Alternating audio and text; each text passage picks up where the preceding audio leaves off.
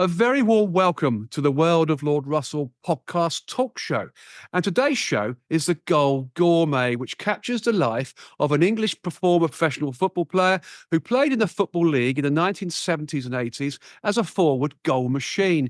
He began his career at Doncaster Rovers after being spotted by manager Laurie McMenemy, and he went on to spend 7 years there as a first-team player. He went on to attract attention from higher divisions for several years, including spending time on trial at Bobby Robson's famous Ipswich Town at the time, of course, great side they were then, before signing for Leyton Orient in the summer of 1977.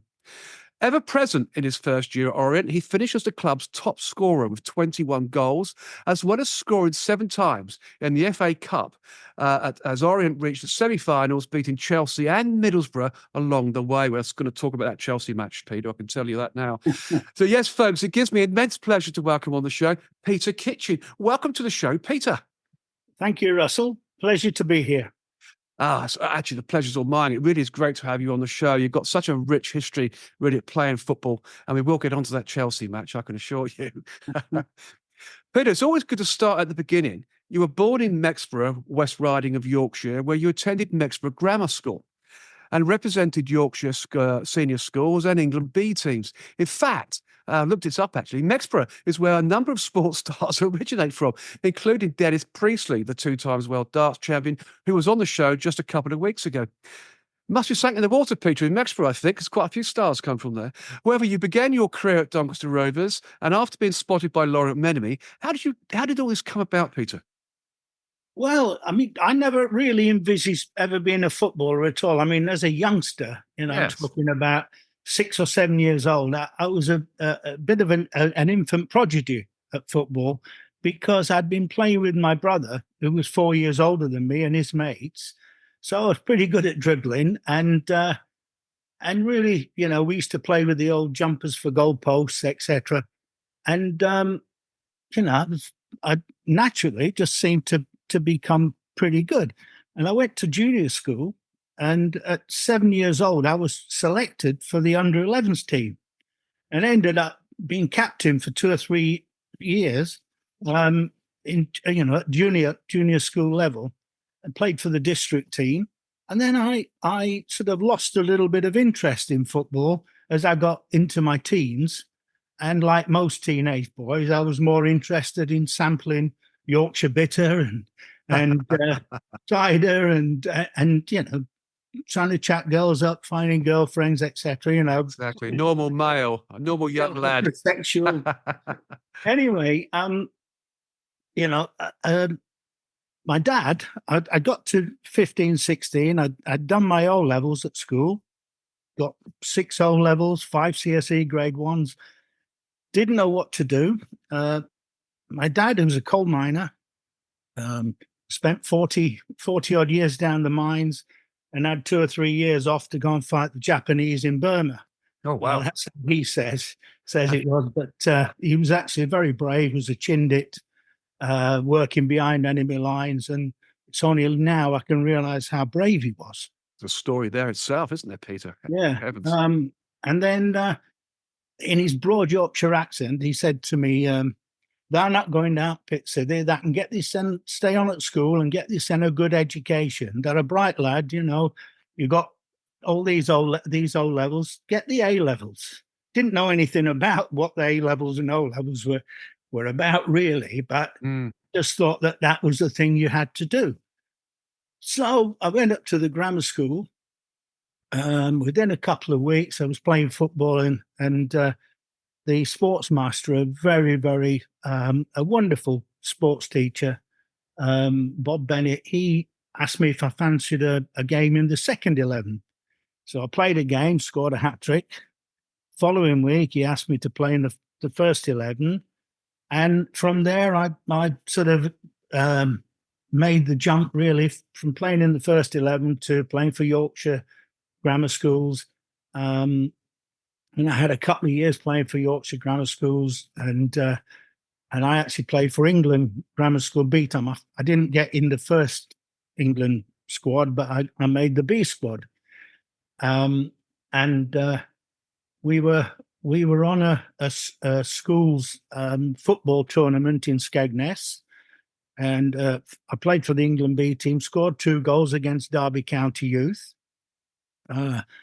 And there were several scouts there, Doncaster's scout there, and he recommended me to Laurie McMenemy, who contacted me, asked me if I'd like to join Doncaster Rovers youth team. I said, well, yeah, I will, but I'm doing my A levels at the moment, and I'm not going to leave school till I'm 18. And then he asked me if I'd like to go on a coaching course to Lilleshall. Wow. What this coaching course was, there were about probably about 50 to 70 coaches. Absolutely right. So that's a fabulous story. I mean, just missing out on Leeds United by literally, a few moments, really, after signing for Doncaster Rovers. I mean, that's an incredible story in itself, Peter, isn't it, really? Fantastic. But you did make your Doncaster Rovers debut at the age of 18 and scored after just 2 minutes, in fact, during a 3-0 win over Shrewsbury Town. And you scored again in your second game, this time the 2-1 defeat to Swansea City. So you could say you made an immediate impact and destined to become a crowd favourite, really. Incredible. Yeah. I mean, I'd Doncaster, 2 seasons before, they'd won the old 4th Division Championship. And that's it. The season that I was playing, they were struggling, and they hadn't signed any players from getting promotion. And as normally, when you don't build on the success and the momentum you've made, you start to struggle, and players were getting older. And anyway, so we were struggling near the bottom. We hadn't won away from home, and I'd scored a few goals in the reserves. And he said, Laurie McMenemy said to me, I'm going to give you your debut tonight. So we went to Shrewsbury, and I couldn't believe it. Somebody knocked the ball through. Yeah. And instinctively, I just volleyed it, and it rocketed in, and we ended up winning the game 3-0. And then the following week at home, we played Swansea City. And another time I was knocked through, and I managed to drop my shoulder, beat the player and the keeper, and rolled it into the net. And they used to, Laurie McMenemy started saying to me, if you don't score within the first half, I'm going to bring you off. Brilliant. Yeah, I mean, and I had quite a good season. I wasn't picked every week, sort of in and out. I ended up playing about 13, 14 games from November, when I made my debut, to the end of the season, and scored about 6 goals.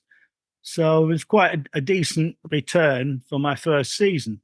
Definitely. However, the downside of it was that because the team was struggling and we got relegated, Laurie McMenemy got the sack.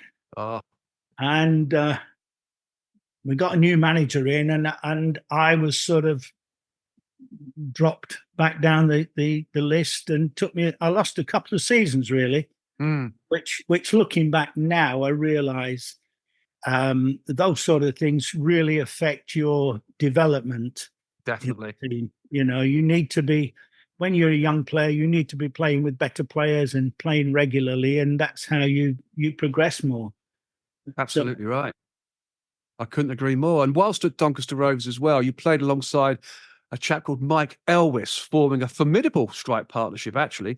And in one of the biggest games in Doncaster Rovers history at the time, when Doncaster Rovers drew 2-2 with Liverpool in the FA Cup at Anfield, I think in January 1974, with yourself, Peter, scoring one of those goals. I mean, before losing 2-0 in the replay. I mean, what a match at Anfield. Please tell us more about that. To score at Anfield, it's a fantastic experience, isn't it? Oh, yeah, definitely. I mean, when we were drawn against Liverpool at Anfield, I don't think anybody, could really believe it, because, I mean, to get to the third round for a 4th division side is not easy anyway. But to then draw Liverpool, who were top of the 1st division, and we were actually bottom of the old 4th division, what's now League Two. And no one expected us to to do anything. We had a lot of good young players, but we were a fairly raw side. We were all learning our trade. And myself and Mike, I actually played wide on the left that game, and Mike was playing down the centre with a guy called Brendan O'Callaghan, who eventually him and I became the front partnership and did very well together.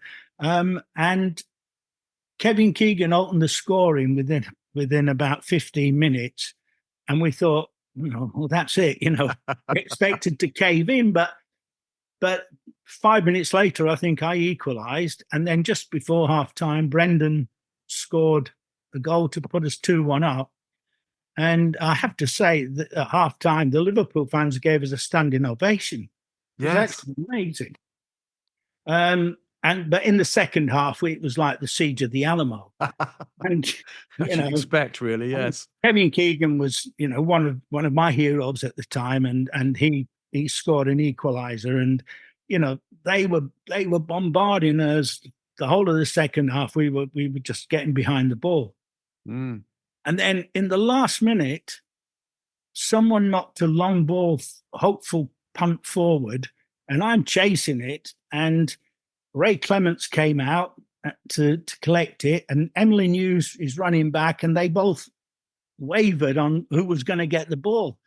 And I just kept running, and I just stuck a toe out, and the ball sailed over Ray Clements, and it dropped onto the top of the crossbar, bounced again on the crossbar, and dropped down, and Emily News got back and cleared it away.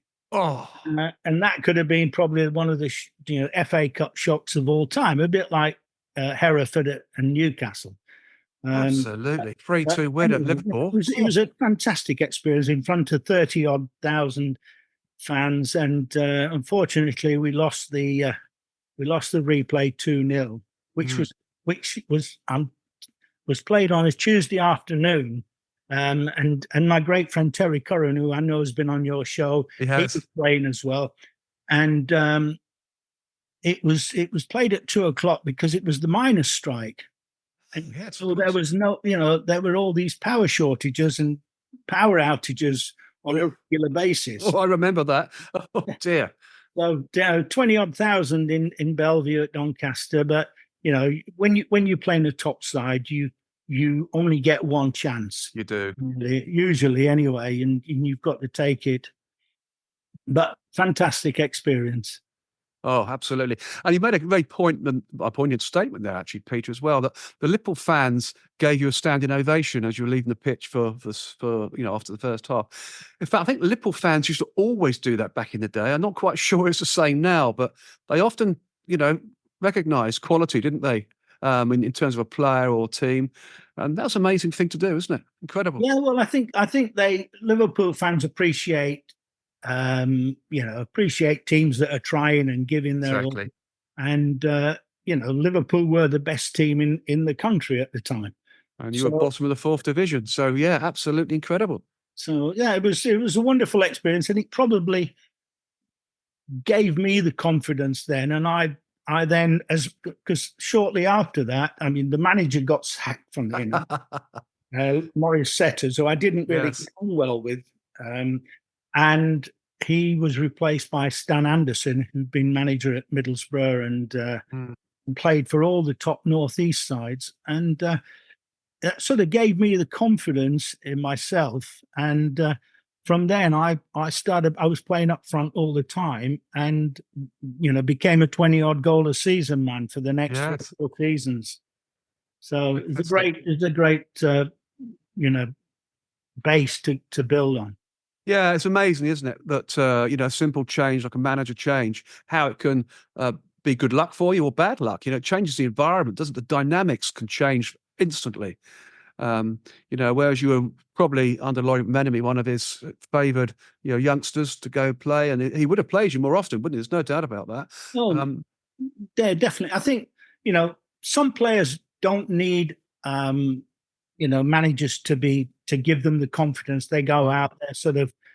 I've heard Graham Souness say on Sky, I didn't need the manager to like me or anything like that. I just went out and did that. But we're not all the same. No. And sometimes you need an arm around you and a bit of encouragement and to give you confidence. And Stan Anderson coming in for me was a brilliant thing, because he used to say to the team, every time you get 30, 40 yards from goal, look to play in Peter, because he'll score for you.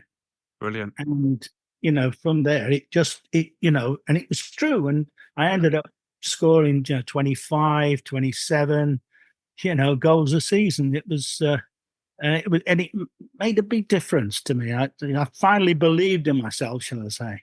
Absolutely. And of course, you were also starting to attract attention from the higher divisions for several years, including spending time on trial at Bobby Robson's Ipswich Town before signing for Leyton Orient in the summer of 1977.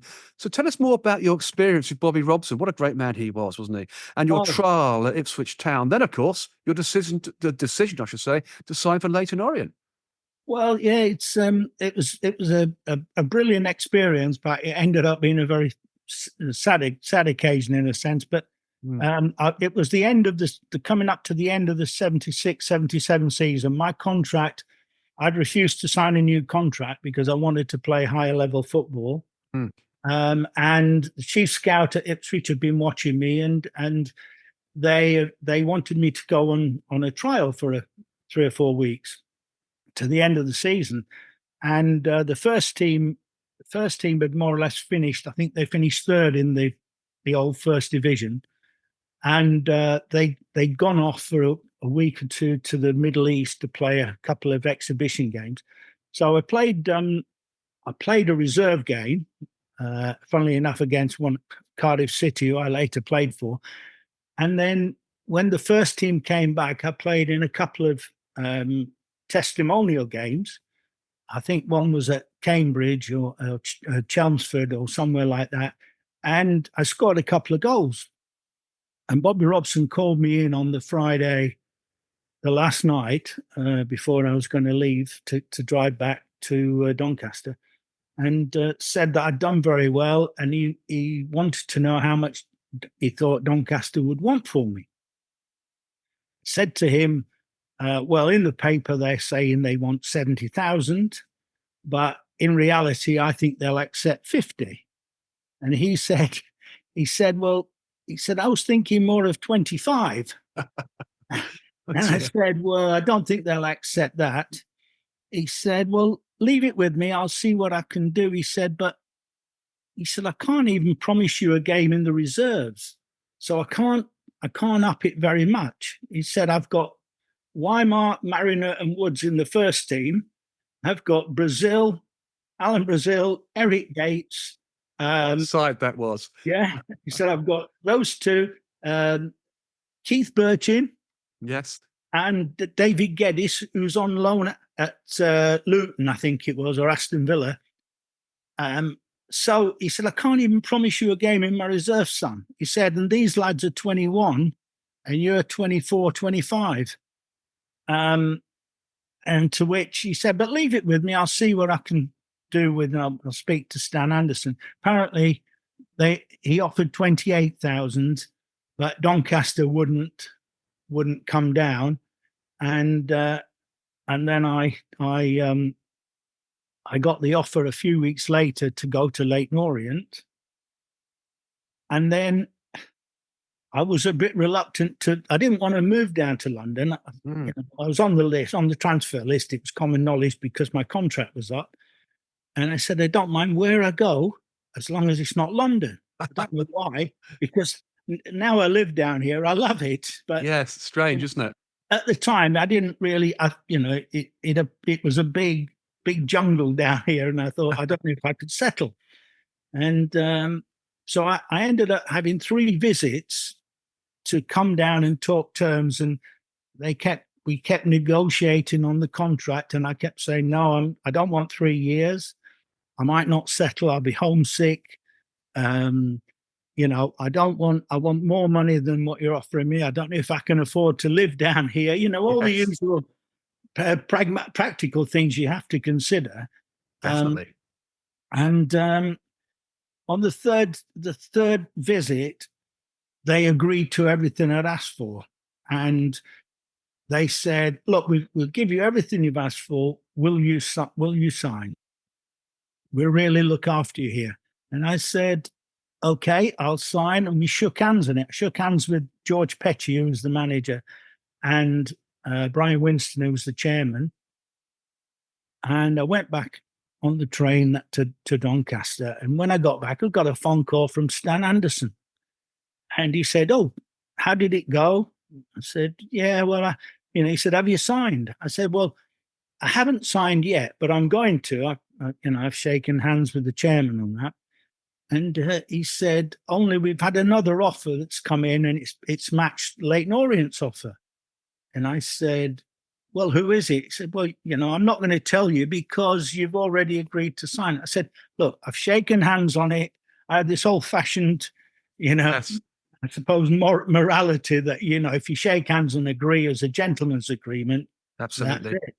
And he said, "Oh, yeah, we've had an offer from Keith Birkinshaw at Tottenham, and they've matched what Oriental paying." And I said, well, I was gutted, but I said, "Well, I've shaken hands. I can't go back on my word."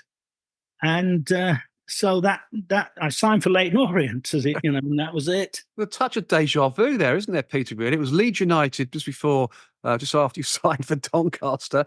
You've made an agreement, gentleman's agreement, shaking hands for Leyton Orient, and of course, then Tottenham Hotspur come along. I mean, what a story! It's great, isn't it? But well, I think, it was a different time and a different time, in the without 70s doubt.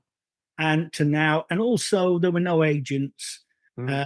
I had no one really to advise me. My dad was a lovely man, but he wasn't into high-level contract negotiations or anything, and I was basically on my own and making these decisions. And I just felt that I couldn't go back on my word. And I sometimes think what would have been, because to play with players like Glenn Hoddle, and who was one of my favourite players of all time. Of course, yeah. The quality of the balls that you get and the service you get from these, and especially as we know, Tottenham were then one of the great attacking sides of that era. Absolutely, they were, yes. I signed for Leyton Orient, and as it happens, it turned out to be a very successful move. Certainly did. I mean, your abilities as a football player, Peter, were respected and feared actually throughout the Championship and the lower divisions of the English Football League for over a decade. And it is said by many you should have played in the Premiership, and you almost did with Leeds United, of course, and Tottenham Hotspur, or First Division it was back then a day, of course. But you never got your lucky break ultimately, although those breaks could have been there, but for reasons we just discussed, and never offered the chance. You certainly had the ability, Peter. So what is your feeling here? You just sort of touched on it. Obviously, you would have liked to play in the highest domestic level, wouldn't you? And missed out on both Leeds United and Tottenham through reasons of look, contracts. In essence, when you look at things in a sort of a cold light of day, some of it was timing. As I mentioned earlier, Russell, you need to get the moves at the right time. You do when you're younger, and when you're being very successful at a football club, they don't want to get rid of you. I was scoring goals regularly, but I was a very good professional. I rarely got injured. Yes, trained. I'd rarely miss training. If I had a flu, I'd still go in and train. And when you're a good professional, managers don't want to sell you. No. And they priced me out of the transfer market on many occasions. When I signed for Leyton Orient, and I was doing very well, we played Norwich City in the FA Cup, third round. We drew 1-1 at home, and I scored the goal. We played Norwich City in the replay away, and I scored, and we beat Norwich. Straight after the game, I was told that John Bond, who was the manager, offered £140,000 cash for me. Wow. And Orient asked for 250,000. That was the price that they were suggesting. And obviously, Norwich weren't going to do that. They ended up signing, what's his name? The one of the brothers, the black lad, coloured lad. Yes. It's escaped me as well now. He scored the goal of the season. Yeah, against Liverpool, wasn't it, as well? Yeah. That was against Liverpool at Norwich City, Carrow Road, wasn't it? Fantastic goal. He came through and so that never followed on, and I also was tapped up by Terry Venables. No, it was illegal as such, but one day I was driving into pre-season at the end of that first season I was there, and he was in his car next to mine at the traffic lights, and he told me to pull over and asked me if I knew that he'd made an offer for me. And I said, no, I don't hear anything like that. They never tell me anything. It's always in the paper that there's someone looking at you or interested in signing you, but they never seemed to materialize. Anyway, he said, I've offered a player plus £110,000 for you, but Jimmy Bloomfield's turned it down and they want 250,000 for you cash, or they'll accept 100,000 and Vince Hilaire. And Vince Hilaire was going to be the next Laurie Cunningham and the next top player. So, again, the transfers never materialised because of the cost involved. Yeah, and pricing it up so they can't sell you. So that's a way of keeping you at the club, isn't it? Really, because they want you there. They want you at Orient to play football. And it was Fashion, wasn't it, that scored that cracking goal? That's the one, yeah, Justin Fashion, yeah. And cracking goal he scored against Liverpool, goal of the season. I do remember that. Brilliant. So again, another opportunity. These opportunities do come along, and it was a different day going back in the time of football then. Tapping up did happen. We know that all the time. But you were ever present in your first year at Orient in 1977-78 and finished as the club's top scorer of 21 goals. I think it was 21 goals. I'm sure you'll correct me if I'm wrong, Peter. As well as scoring 7 times in the FA Cup. As Orient went on to reach the FA Cup semi-finals, beating Chelsea and Middlesbrough along the way. I mean, that's some start to your footballing career at Orient, really, isn't it, Peter? 21 goals, first season, iconic. Yeah. Peter Kitchen at Orient. Fantastic. Yeah, in total it was 29 because I scored a League Cup goal as well. Okay. They don't always seem to count the cup goals, but scored 21 league goals in 42 games. And I was so desperately trying to prove that I could play at the highest level, and we were playing against top sides like Tottenham, who'd been relegated the season before. Yes. And Orient weren't renowned as a side that scored a lot of goals. I think even that season we were the second lowest goal scorers in the league. So scoring goals in a team that's struggling and not doing that well is a lot more difficult than when you're playing in a side that's winning games. But so it was, it was a phenomenal game and a phenomenal season, and definitely, yeah. But it was a great club to play for in the sense that there were a really good set of lads. There were no egos. It was like a Cinderella club in a sense, Leyton Orient, and everyone's second club. If you're a Spurs fan, you can't support Arsenal or West Ham or Chelsea. Yes. So, but it was a wonderful, friendly club, and that helped me to settle down south to the point that I said after 3 or 4 months, I never wanted to move back up north. Oh, brilliant. But, when we played in the FA Cup, we weren't doing so well in the league. We were in the bottom half of the league. But in the FA Cup, there was a different mindset, Well, Jimmy Bloomfield was the manager. And I didn't, I'm not going to talk ill of Jimmy because he was the sort of manager that he liked experienced players. and he didn't do a lot of coaching. Whereas you get some coaches, some managers that want to improve players and young players and bring them through. Yes. But Jimmy was also ill. He was suffering from bowel cancer. Oh, And so, sad. very, very sad. I mean, he died in 1983. Oh, sad. And we only found out as the season went on just how bad his illness was. Mm. But he missed quite a few games. And the assistant, Peter Angel, who'd was a lovely man, and he'd been at QPR for most of his career, was a real.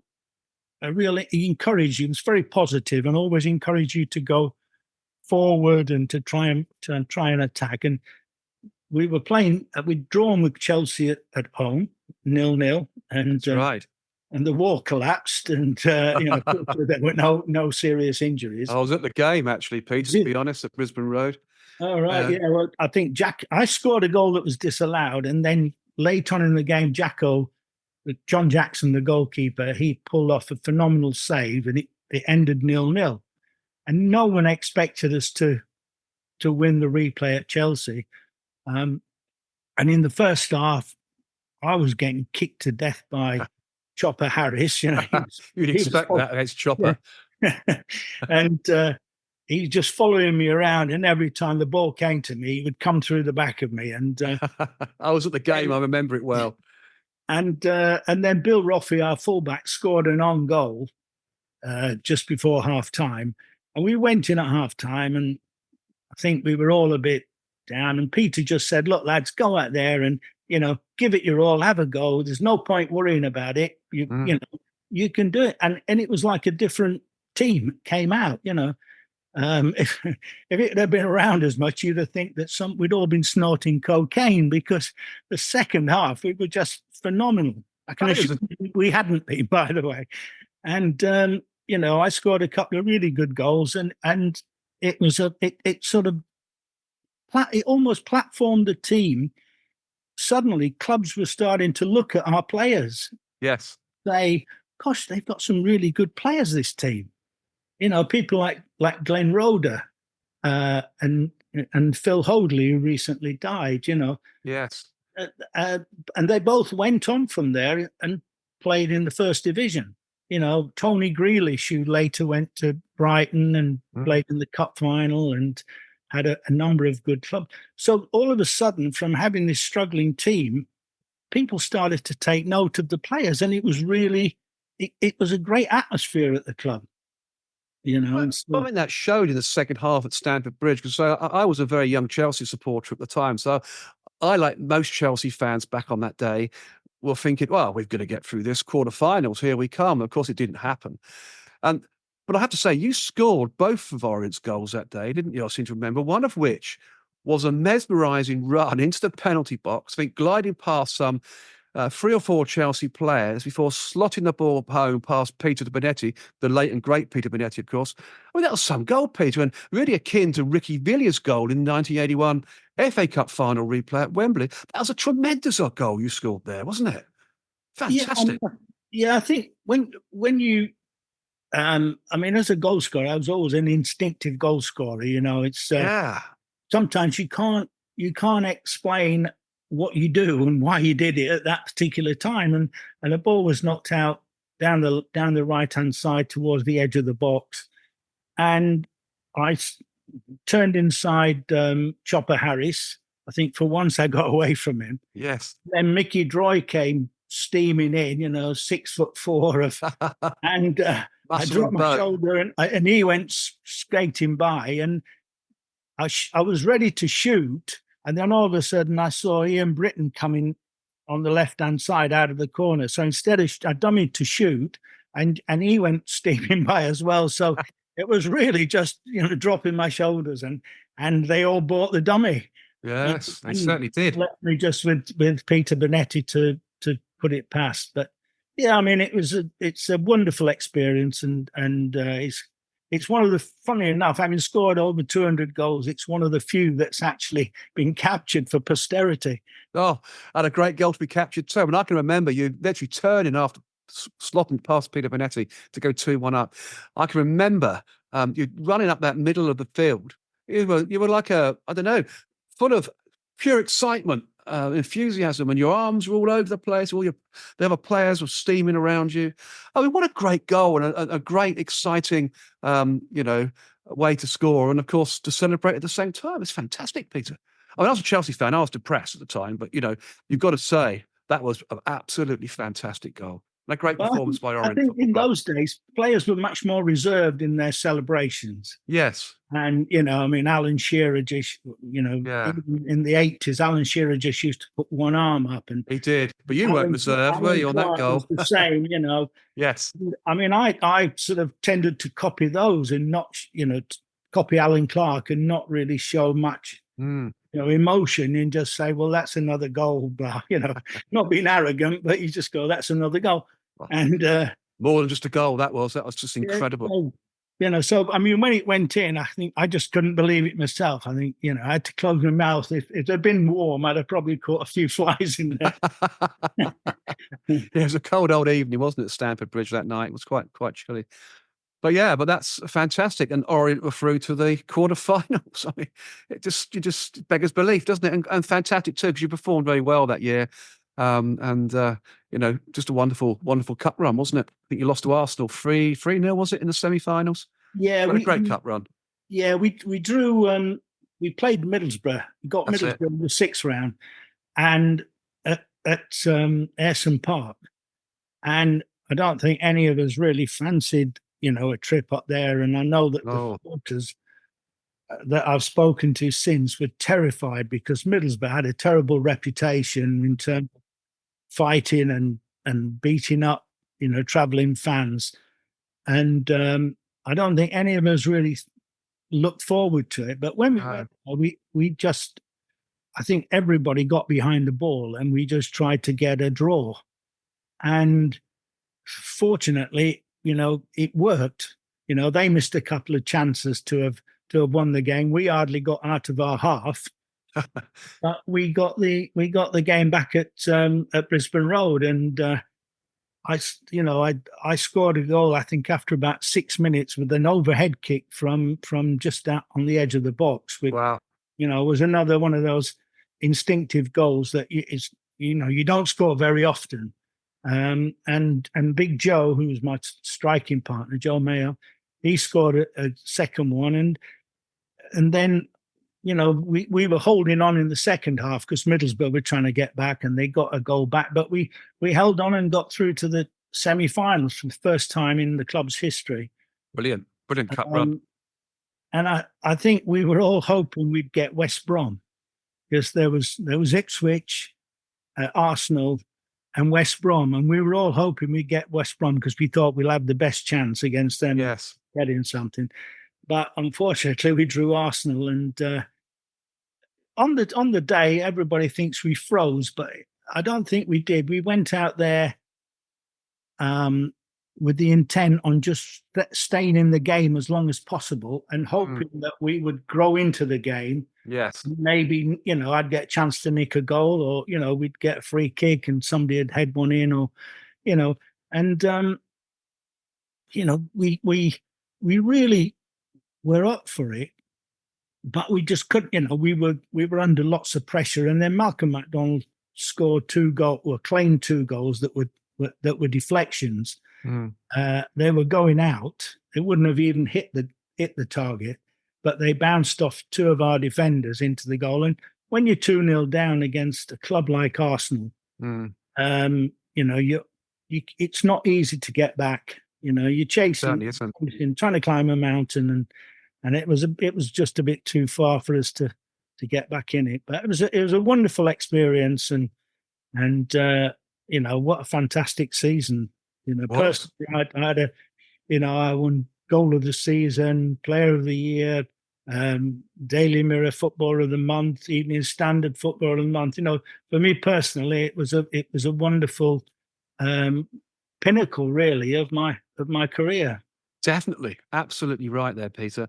I mean, moving forward, it's quite a poignant thing to say. Moving forward a few years to 1999, You were voted by fans of both Doncaster Rovers and Leyton Orient as one of their greatest ever players. And in more recent polls conducted by BBC Football Focus, 442 magazine, and other popular fanzines, you were voted as one of the best players at both clubs, with some of those polls taking more than 20 years after you played for them. It's incredible, isn't it? And even today, you're still considered a cult hero amongst both sets of fans. I mean, that in itself, Peter, tells a great footballing story, doesn't it? I mean, how does this make you feel? I mean, you must be honoured, I'm sure.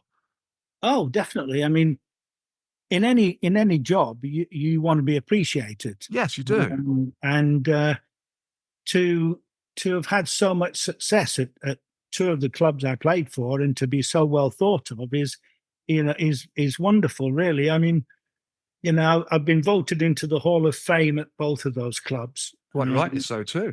And at Doncaster, they've got a big picture of me behind the goal, and they've named one of their bars after me. And at Orient, they've named one of the tower blocks after me, and a bar in the ground. So, you can think, well, yeah, maybe if I'd have gone to Tottenham, I think I would have done well, but I probably might not have had the accolades that I did have by playing, at Orient and Doncaster, and at the end of the day, you look, all we have is memories, and so you can look back and feel very happy with your contribution, in that respect. Yeah, and those memories, those moments, no one can take them away, can they? Really, and you certainly had a very rich life in football at those two clubs. There's no doubt about that whatsoever. And I saw, I think, one of your social media Facebook posts just recently, where you were at Doncaster Rovers for an end of the season match, or it may have even been the playoff semi-final. I can't remember. And you are definitely epitomised around the ground and in complete glory. There was a large picture of you, as you say, behind one of the goals. I mean, that's fantastic. That's some accolade, Peter, isn't it? Really, for a club to look at you and bring that into the ground like that from all those years ago. That's incredible. Really, it's an incredible journey. Yeah, I think when you think it's sort of 40 odd years since I played for both clubs. Yeah, exactly. Yeah, it makes you feel very proud. Yeah, definitely. And I went up to Doncaster only last week to see this, second leg of the playoff final, and yes, I was a guest of the former chairman, and we were talking, funnily enough, and he was saying, because he was chairman for 15 years, and John Ryan, and he took the club, bought the club when they got relegated from the Football League, and he took them all the way back up the leagues to the Championship in his 15-year tenure. Yes. And, he said, you and Alex Jeffrey are my heroes. Wow. And that must have been the Facebook post, social media post I saw of you being at Doncaster Rovers I mentioned earlier on, and that's fantastic, isn't it, to be invited back by the then chairman? Yeah. Well, yeah, and I mean, it's fans still come up to you and say, "Oh, you were my hero," and can I have a photo? And wonderful. And it's you can't really. You must enjoy that sort of. Anybody would enjoy that sort of adulation, really. Oh, I quite agree. And I mean, I don't lose sight of, where you come from and that, and it's just a very nice to have been recognised in that way. Quite right too, and long may you continue to be recognised too. I'm sure I get many invites back. Do you ever go back to Orient at all, Peter? Do they invite you back? Oh yeah, definitely. I spend I go to quite a few games. I do an online match preview. Oh, brilliant! I've been doing for about 6 or 7 years now, and a match report. But it's not like a journalist report saying, so and so scored this in this minute, and I tend to focus on the sort of intangible things about a game, the psychological, or what systems they were playing, whether or not the managers the players agree with the manager's tactics, the things that are not necessarily so readily obvious when you when you're watching a game. No, I quite agree. You have to invite me along. I'll come down and watch a game with you at Orient. That'd be a fantastic thing to do. Yeah, I mean, a lot of managers, a lot of fans will say, after a game, they'll say, "Oh, the players weren't trying. The players weren't, they're end of season's here already. They're not bothered." And I've never really known a professional footballer not to try and not to give his all. And when that's happening, I always say to them, I don't agree with that. I think what you'll find is they probably don't believe in the way the manager's playing, or the tactics is imposing on them and asking them to play. And I think, a lot of footballers know a lot more about the game without realizing it. Yes. You instinctively know when you're in a team whether you're playing the right way or not. I can remember an incident when I was at Fulham, and I'd signed for Fulham, and we were playing. I think it was Cambridge away, and it was a big mistake going to Fulham because the manager and the vibe at the club wasn't the same as at Orient, and the manager I didn't really like at all. He in my opinion, I say this, he was a bully. Yes. And he'd been put into a job that he wasn't good enough to do. It's my opinion that, so we're all entitled to our opinions, Peter. I don't mind saying that, but exactly. we were playing Cambridge United in this game. I'd only been there 3 weeks, and I hadn't really settled into the team, and we got absolutely hammered in the first half against Cambridge. And it was 3-0 at half time. And as the players came in, they're all a bit, heads down and that, because we never could get close to Cambridge. They were knocking long balls in, they were pressurising us. And the manager went round every single player, and he verbally abused each one with his finger in their face. Oh. And swearing at them and threatening them, and every single player in the team. And, came to me and he said, and you swearing at me, you think you've arrived. Well, you haven't. You'll be out of the team if you don't get your finger up.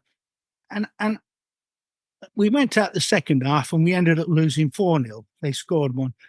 And after that, I thought, because I used to be a deep thinker about football. Yeah, of course, yeah. And I thought, that is not the way to lift players and manage players. Definitely not. Everybody needs occasionally a kick up the backside, but it's how you do it. Of course it is. And now, if I was faced with that situation, I would have stood up to him and and said, "You're talking a lot of crap. If you thought it might be the way you're playing the team and how you've picked the team and set it up." Yeah, bad tactics. Yeah. And that's the thing about football, is that during the era that we played, managers weren't as how can I say, as open-minded and as modern thinking as a lot of them are now. With the influx of foreign coaches and that, you can, there's a lot more insight and that, in football and how you play, but that's just another life's rich experiences, really. Of course it is. And of course they say that you struggle to find form at Fulham, which is probably not the case. You struggle to work with the tactics of the manager and to deal with the manager. And of course, your second year at Fulham, you had suffered with a series of injuries, which saw you miss most of the season anyway. And Fulham were eventually relegated, and you moved to Cardiff City. Yeah, I mean, the second season there, I was only injured at the start of the season. Oh, okay. And I was out for about 3 or 4 weeks. And during that time, Gordon Davis, who went on to become Fulham's record goal scorer, came into the team and did very well. And, good luck to Gordon. He's a good player, wasn't he? He's a good player and that. But the team was still struggling. got relegated at the end of that season. And I played the whole season in the reserves when I got fit. And I think I scored about 34 or 35 goals. And he wouldn't even pick me on the bench. Oh, You know, my relationship with the manager had broken down to such an extent. mm, You know, he just basically wrote me out. yeah, it's And terrible. to Terrible. this day, we never actually spoke. He never actually called me in his office and explained why or anything. A bad manager, bad coach, bad manager. Clearly not suitable for that So, football. so I went to Cardiff to continue my career. I thought Cardiff would be. Cardiff is probably the biggest of all the clubs I played for. You know, potentially they would. Although Fulham are in the Premier League now, I mean Cardiff were in the Premier League about 10 years ago. They were indeed. They could get easily 35, 40,000. You know, A big club. Yeah, big club and that. But off the field, there was a lot of wrangling in the boardroom, and financially, there was a lot of problems in football at the time. Yes, no, absolutely. I enjoyed my first season. I ended up top scorer with 19 goals. But the second season, I think we had a turnover of about 5 or 6 managers. So I sort of asked to cancel my 3-year contract, and I left at the end of that season. And Cardiff got relegated. They did indeed that, yeah, and they did indeed. I mean, he did also score 5 times in a 6-0 win over Cardiff Corinthians in the Welsh Cup I've read about as well. So he did end up with 19 goals in all competitions as Cardiff City and that season. Just avoided relegation too. So your renowned goal-scoring prowess, you could say, had returned at Cardiff City, Peter. It got you back in the game. I never doubted that I couldn't score goals, and even in sides that weren't playing particularly well. Yes. You instinctively know what positions to take up, and it's certainly a lot easier when you're playing with good players. That I mean, I don't know if you saw the game the other night with Man City at Tottenham. And you see Erling Haaland. I mean, he hardly had a touch, and his first goal was from about 3 yards, and all he had to do was side foot it in because of the players around him. Just made the space and made, the passes were superb. And he was clearly unmarked, wasn't he, in that 6-yard box? Yeah. And an easy tackle. Play with players like that. Yeah. Makes such a difference. Huge difference. Huge difference. Incredible, really. That's really quite an incredible thing to do. It reminds me, actually, of Alan Clark of Leeds. He was that goal sniffer type, wasn't he? But he had great players around him at Leeds too. So it is a team effort, isn't it, that makes the player really who scores the goals. Yeah. Oh, yeah. I mean, the service that you get is vitally important. You need to have certain types of players. You need to have width and wide players and that take people on. Exactly. You've got to have a lot of running off the ball. There's so many things that make you score. That create chances to score goals. I used to find that managers would always be saying to me what I wasn't doing.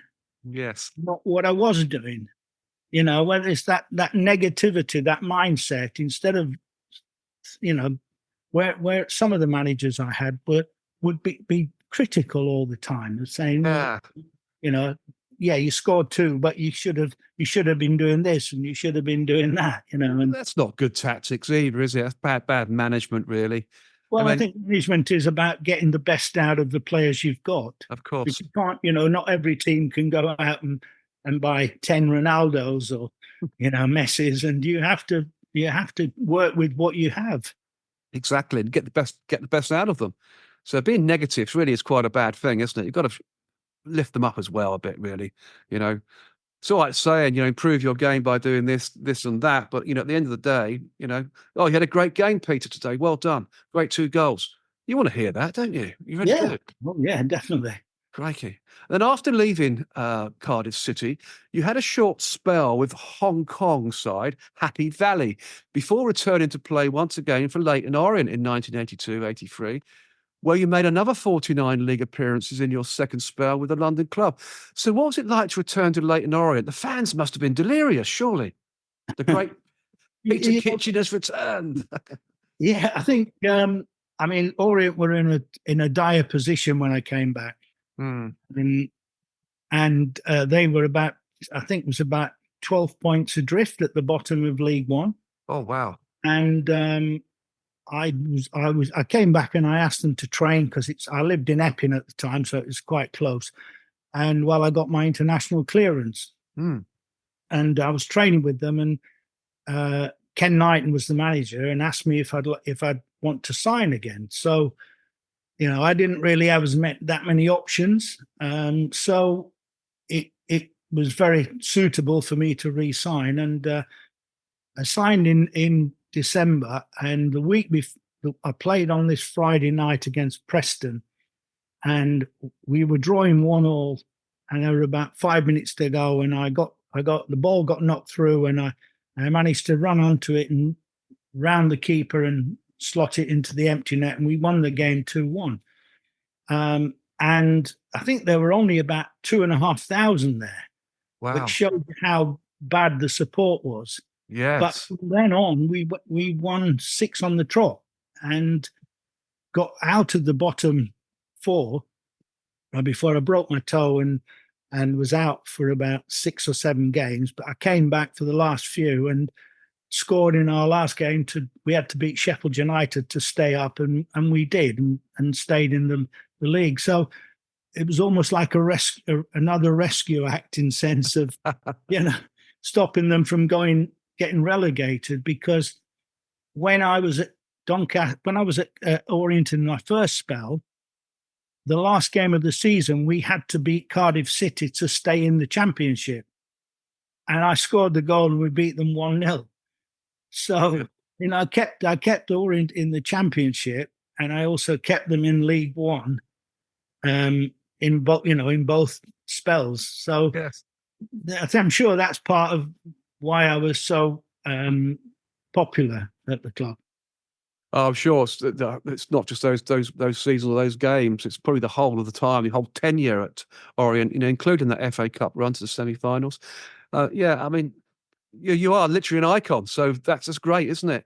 And then, like most professional footballers, at the end of their footballing playing career, which yours was about to become, you then went to play major indoor soccer league football with Las Vegas Americans. I mean, how was your time in the USA, Peter? A lot of players go, don't they?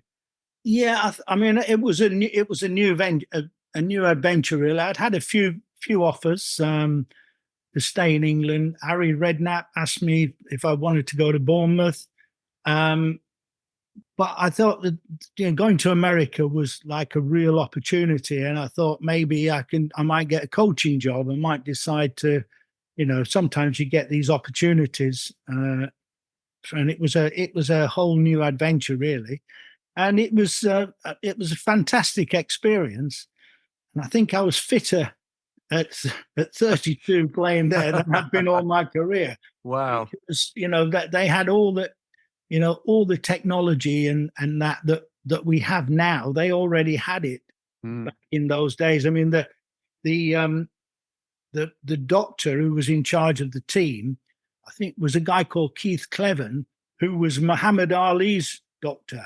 Wow. Which gives you an idea of the level of competence that they had in terms of that. So it was a fantastic experience, and part of the contract was that every week 3 or 4 of us had to go down to this local park and coach some of the kids, and they used to have these open day coaching schemes. And I never saw as many girls coming to play football, little girls come to play football, as I did then. And so, that's going back 40 years. And now you can see the growth of football. It's almost like seeing it at its infancy, and then seeing how it's developed now. Well, ladies football in America is huge, isn't it? I mean, they're what's still world number 1 football, the ladies in America. I mean, they're a top side, aren't they? That shows it really. All that nurturing of, as you say, the young ladies starting to come along and play football all those years ago. Fantastic. That's good to see. I mean, even after your retirement from the professional game, you played for a number of other clubs, including a short comeback from Margate in 1991.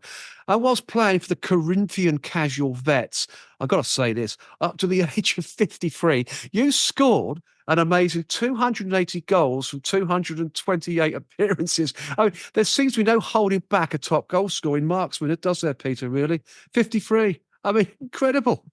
Yeah, I mean, I loved my time playing for the Corinthian Casuals because the ethos of the club. I mean, it's still an amateur side now. They're playing in the sort of Isthmian leagues or whatever, but They are, yes. sort of the club they was to, I suppose, demonstrate that the gentlemanly way football used to be played and should be played. And we used to play a lot of the public schools around the country. And I always used to joke that every year the kids are the same age, but every year we're a year older. But it was a fantastic experience, and there were a few ex semi-pro players that had played, in the sort of semi-pro leagues, and a couple of, every now and again you'd have an ex player come as well. I mean, one week we had Alan Pardew playing for us. Another week, and what was I thinking of?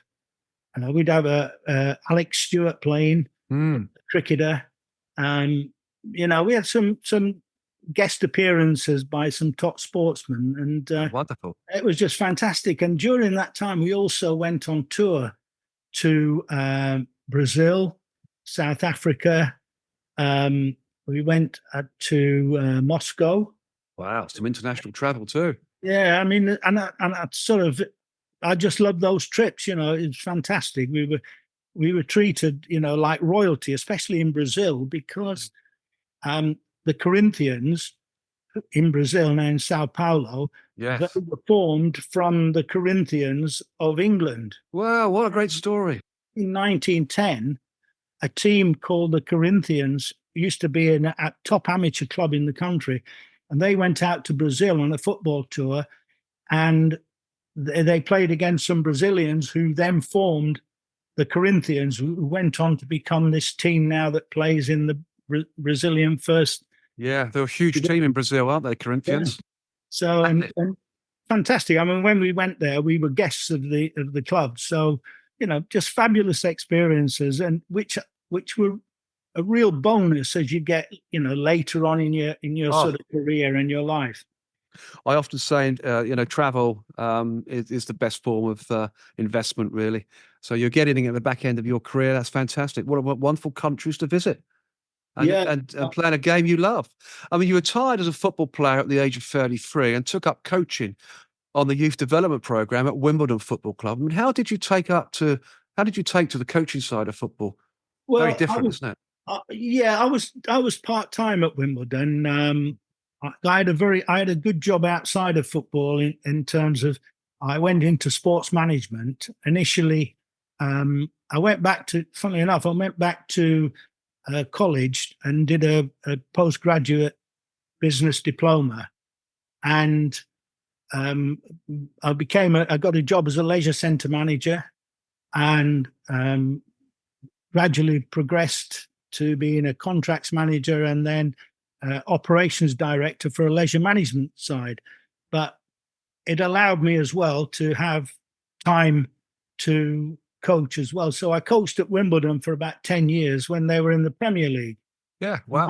Managed the under 13s, under 14s, under 15s, and I was there when they were the crazy gang. and it was a great club. I got to say, yes. It wasn't like it wasn't rigid. It wasn't too structured. It was full of almost mavericks. Yeah, Billy Jones, Dennis Wise. Oh, the list is endless. Yeah, good. I loved coaching the kids. I think because I never used to, personally, perhaps I was a bit too soft, which is why I probably wouldn't have made a good football manager.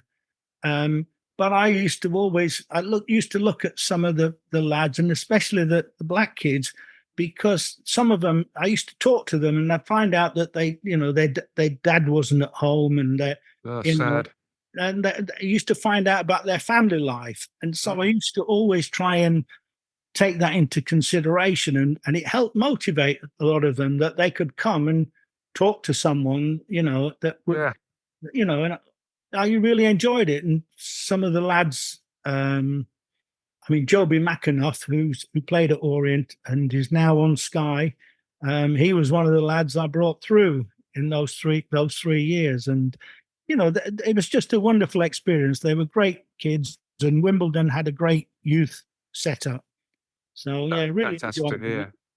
Fantastic to hear. Whenever I had any other time, I was playing charity games for the TV commentators 11 and playing for the Corinthian Casuals. So, I tried to keep myself as fit as possible. Of course. And quite rightly so too. And then in your book, The Gourmet, the title of the show, of course, author Nielsen Hoffman, I think I pronounced his name right, captures the life and times of your illustrious footballing career, Peter, which is about one of the most prolific goal scorers outside of the Premier League. The book features tributes and contributions from TV commentators, former managers, fans and friends, and former teammates, with over 100 photographs. There's also a full statistical record of one of the greatest players ever to pull on a Doncaster Rovers and Leyton Orient shirt. Yes, you, Peter. Oh, it's a great book, isn't it? So apart from Doncaster Rovers and Leyton Orient Football Club shops, where else can supporters and interested individuals purchase the Gourmet book? Let's give it a bit of a push. Yeah, it's available on Amazon. Yep. When we did the first launch, it was with a Derwent Press, I think it was, when Neil and I did the first book. But Derwent Press, I think they sold up and then disappeared a few years back. And so I did a reprint because I was getting a lot of people asking me for that. So a reprint and that myself. So it was limited to the Doncaster and Orient club shops, and, as I say, Amazon. So it's still available on Amazon if anyone would like to buy a copy. Well, I'd recommend going out to buy it, because I'm sure it's a fabulous book and from a fantastic football player. So definitely worth a purchase, I would say. What other interests do you have outside of football, Peter? We're sort of coming to the end of the show now, crikey. Yeah, I try and keep myself as fit as possible. I can't jog anymore because I played in a charity match about 7 years ago and tore my knee meniscus, and I'd never had a serious injury before. So I had an operation; it didn't work. So I now cycle 3 or 4 times a week to try and keep myself fit. But my main passion, shall I say, is traveling. Yes. And I try to get away and do things as often as possible. And I'm also very, very interested in the Great War.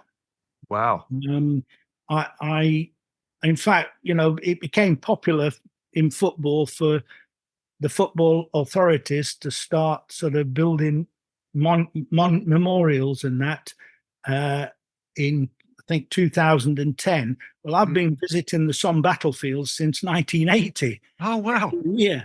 So it's incredible. And I sort of got a library of books on the Great War. I find it a fascinating thing. It was such a pivotal point in society at the time. And I'm patron of the Old Somme Memorial Fund, which is a fund that I set up with Steve Jenkins, who's the vice chairman of the Supporters Club. Yes. Steve was researching a story of Clapton Orient's footballers in the Great War, and he knew that I go to the Somme and the Ypres and the different battlefields. And so we got chatting, and he said, would I help him with his book? So I wrote the foreword and helped him promote and launch it. And then him and I set up this Somme fund in 2009, and the intention of building a permanent memorial to the Clapton Orient footballers of 1914. What a cracking idea. Who were the first professional footballers English footballers to enlist into the army. And 11 players enlisted, and three were killed in the Battle of the Somme. And because of my many trips to France, I knew the mayor of Fleurs and some other people in the various towns, and we managed to get them to agree to give us a plot of land in the village, and we raised about 20 grand to have the memorial built, which we unveiled in 2011. And in 2021, we unveiled a similar memorial at the National Arboretum in Staffordshire. Wonderful. To the Leyton Orient footballers. So I've been sort of quite passionate about that, and we're still obviously promoting the story and doing as much as we can to help promote the footballers in the Great War, really. Right, rightly so too. My grandfather was in the Battle of the Somme, and he did get mustard gassed actually, but one of his comrades pulled him out of a rabbit hole, and he survived. But of course, he was in Portsmouth Hospital for about 6 months. I think he was temporarily blind for that time, but he survived. He wasn't an accountant, became a part-time fireman in Aldershot, and lived about 88 years of age. So, there's testament to the great man. Fantastic. Yeah. Amazing, isn't it? So I wouldn't be sitting here now if it wasn't he'd have perished. So that's a good thing, really. But yeah, that's an amazing thing to do. It's a great passion, Peter, isn't it?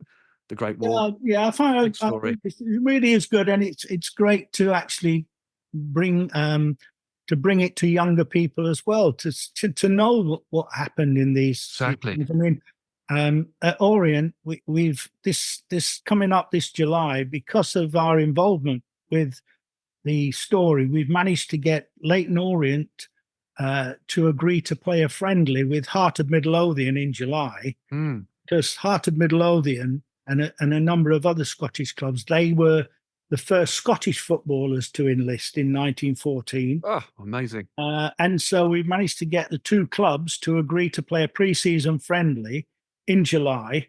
Brilliant. And hopefully, that should be quite a high-profile game. And we're also got a youth tournament in France at the end of August for the Orient youth team are playing over there against Lingfield from Ireland and from a couple of teams in France. So, we're trying to bring the story as much as we can into the public eye. And, we've been very successful in that. And I'm very pleased with the work we've done. Yeah, credit to you. Absolute credit to you, Peter, for that. That's fantastic. You have to let me know the date of that match against Hearts at Brisbane Road, because I am away, actually. It's up in Edinburgh. It's up in at Heart of Midlothian's ground. Oh, wonderful. It's also their 150th anniversary, so they wanted to utilise that game as part of their celebrations. Are you going? I will be, yes, I'll be there. Brilliant. So let me know when it is, because I know I'm away for the first 2 weeks in July, but actually, I'm back for the second 2 weeks, and I'd like to come up and watch. It should be wonderful. A fantastic occasion. Great stuff. Let me know the date. Anyway, we are literally an hour and 15 minutes, in fact, over. I mean, it's incredible. I mean, what a great chat we've had here. It's been amazing. It's truly. It's funny because I said to my partner Catherine before. She said, "How long will you be?" I said, "Well, I'm not like Terry Curran." I said, he can talk for England. And I noticed you interviewed him last month, and he was on for about an hour and a half. There he was. Brilliant. And I said, "No, I'll be finished in about an hour." So well, you're about an hour and 20 nobody now. can talk as much as TC. He certainly can talk. What a lovely fella he is too. A great man, TC. He is a wonderful chap. Top bloke, yeah. Top footballer, top man. Brilliant guy. So, could you mind staying on whilst I wrap up, Peter? We'll have a quick chat afterwards, particularly about Heart of Midlothian and Orient as well. That's a fantastic match. Brilliant, thank you. As always, on the World of Lord Russell podcast talk show, we could talk forever, Peter, about your life, an amazing life in professional football. It's been a huge pleasure as always. And as always, the pleasure is all mine. And of course, the show's audience when this podcast is released on the World of Lord Russell podcast talk show and the Lord Russell Baker YouTube channel. Thank you, Peter. Ladies and gentlemen, I give you Peter Kitchen a huge round of applause. Fantastic story. Great show. It really is. Thank you, Russell. Really enjoyed talking to you. Oh, likewise. The next episode on the World of Lord Russell podcast talk show is Olympic Flame from Olympia, where my special guest will be Lance Haggith, who is the founder of the Sports Trader charity in the UK and winner of the 2010 BBC Sports Personality of the Year Unsung Hero Award. Oh, incredible. Lance Haggith was a Royal Navy reservist for 6 years and a National League basketball player and coach. Lance Haggith was appointed Officer of the Order of the British Empire, OBE, in the 2022 birthday honours for charitable and voluntary services to vulnerable people, particularly during COVID-19. So another exciting show to look forward to on the World of Lord Russell podcast talk show, available, of course, on all podcast media platforms and the Lord Russell Baker YouTube TV channel. And, of course, I'm looking forward to seeing you all on the inside. So until then, it's au revoir from him and au revoir from me.